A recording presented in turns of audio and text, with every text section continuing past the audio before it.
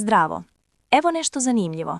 Kako izgleda zdrava kripto investicija kada makneš hype i marketing o kriptovalutama? Većina ljudi u kriptu intuitivno zna kako izgleda atraktivan projekt. Bombastični tredovi, viralni memovi, karizmatičan founder, agresivan marketing, obećanja partnerstava i game-changing tehnologije. U takvoj buci lako je zaboraviti jedno jednostavno pitanje.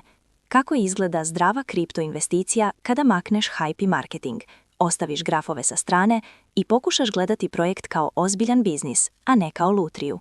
Izgleda zdrava kripto investicija kada makneš hype. Zdrava kripto investicija obično se gradi na stvarnom proizvodu, održivoj ekonomiji i realnoj potražnji, a ne na hype narativu i marketingu.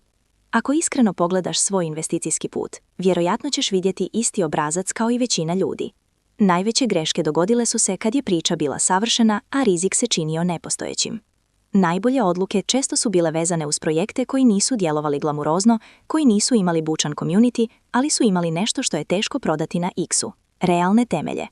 Upravo to je poanta ovog članka, ne još jedno upozorenje, nego pozitivan okvir.